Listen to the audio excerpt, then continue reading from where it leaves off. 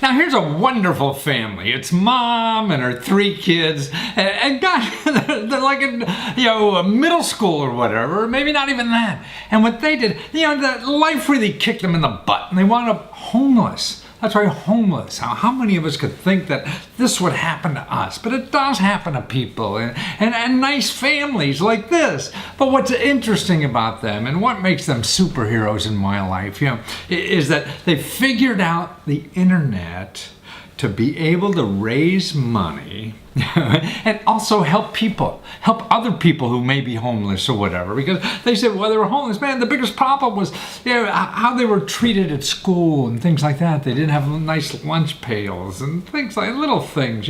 When kids are going to school, it becomes so important because the other kids make fun of them and all that kind of stuff. So it's a terrible situation, and for so many reasons.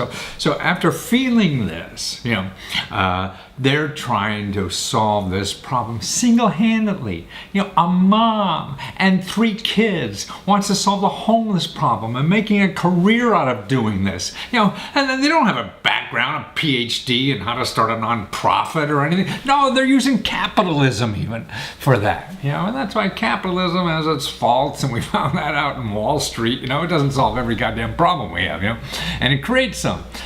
But it's a system that we do have, and we can use it to also good. Other people use it to bad or whatever. It's just like your car.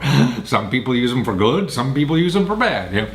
And so that's what a system is all about. But they're using the current system, and these are kids learning how to use the internet to raise money, to not only provide income from themselves, but to help homeless people and that kind of situation that is in so many cities nowadays.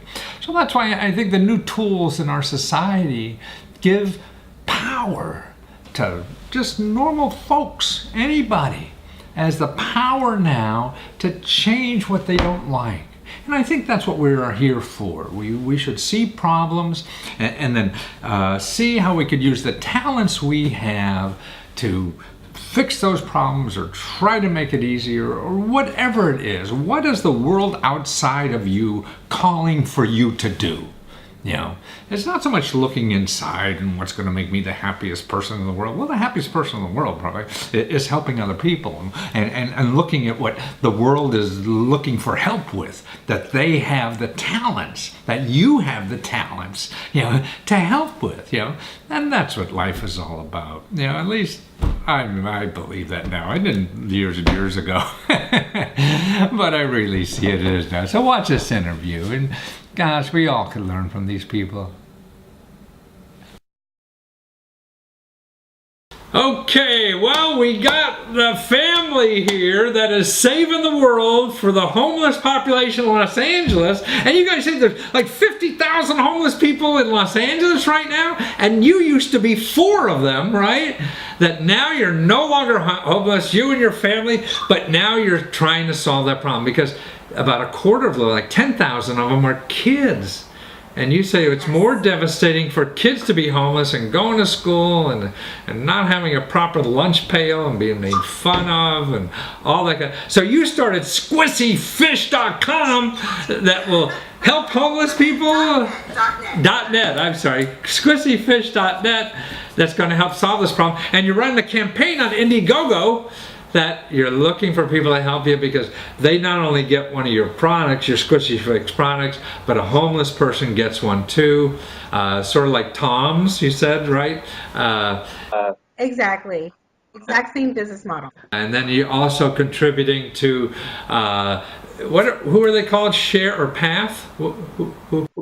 Yes, Path, People Assisting the Homeless. They're very well known for housing permanently. So that's really the way to solve the problem, getting permanent homes for people who don't have them so they can contribute more to the society. It must be devastating. God, when you're homeless, you must spend it's like camping or something. You spend your whole life just, cleaning and food and, no time to do anything else, let alone get a job or something, huh? Yeah, when we were first homeless, we lived on Cherry Beach in Long Beach. And so we basically looked like a vacationing family. We were swimming during the day, picnicking, and, just during the evening, we'd go to Borders and look for work. So use their Wi-Fi to look for work. You know, it was a very I difficult time. Yeah. When Wow. we ran out of resources, we had to go to a shelter on Skid Row in downtown LA, The which Union is Rescue Mission. exactly, Mhm. and that's the homeless capital of Los Angeles. But we were Wow. there for a short period of time and just realized when we get back on our feet, we're going to need to do something to give back to the world and all the people that we, had helped us along the way. So we created Squishy Fish, Wow. and That- yes, you're You, right. We are you guys, fundraising on Indiegogo. You and fundraising on Indiegogo, and but you guys were homeless almost for 2 years, right? right? Yes, Yes. yeah. We stayed in the system for a couple of years because we were transitioning from shelter to shelter, Right. to be able to save enough to be able to live for a few years. And so when we did, we were actually able to rather than using other resources. And so it was quite an experience, but we learned a lot, and we want to help others who are still experiencing homelessness. So on Indiegogo, we are fundraising for the SHARE program that we developed, and SHARE stands for Someone Helping Another Reestablish. I see. So when you purchase one of our products, we give one to a homeless child, and then a portion of those profits actually go towards developing housing for homeless families. So, what do you think is the biggest obstacle for homeless people? I mean, to get back on their feet. I mean, Yeah, it's really hard to get back on your feet. You yeah, actually need to be able to afford a security deposit and first and last month's rent. Plus, you have to have a job or some right, source of income. So Squishy Fish is a permanent solution because we'd like to build low income housing, right.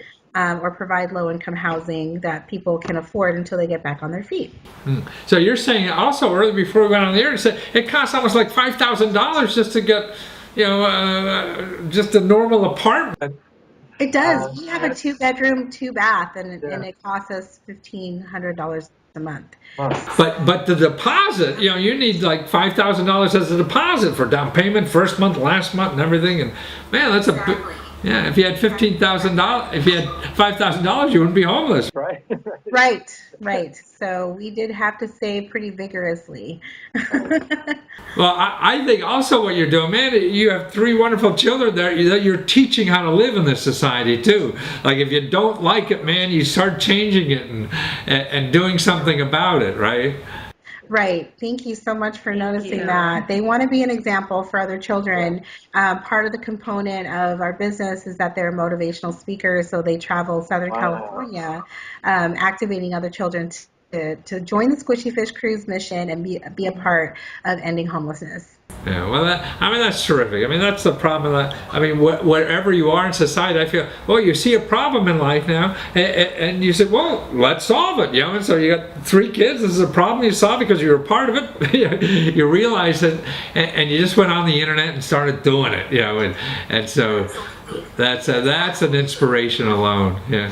Yeah, change your thoughts, change your whole world, and change the world. Right, exactly. And what could be better? And now you have something more important almost to get up in the morning to do than thinking about the English test tomorrow, right, kids?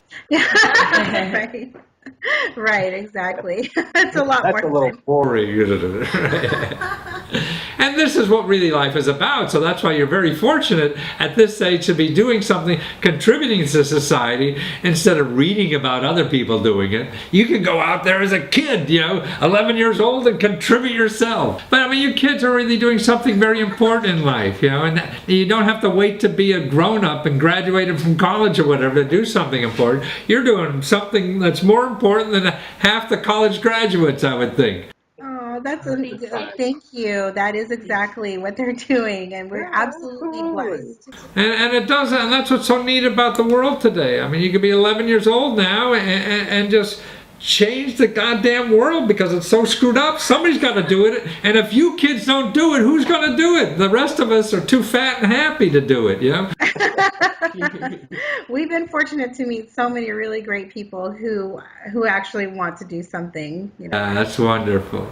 Oh, wonderful. Well, I hope more people realize that and go to squishyfish.net. Squishy, S-Q. See, I flunked English in college, guys. I got 2 New York Times bestsellers, but I still flunked English.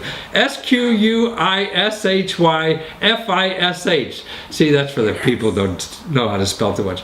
.net. Okay, squishyfish.net. And it's the whole family trying to solve homeless in Los Angeles, and almost 60,000 people like that, 10,000 kids. We got to do something, man. I was just reading the other day. You don't realize you could be making $500,000 a year and still get like money to live on because you don't have a job. Why are we doing that? We don't have enough people to have a home. You know, that's what we got to put resources to.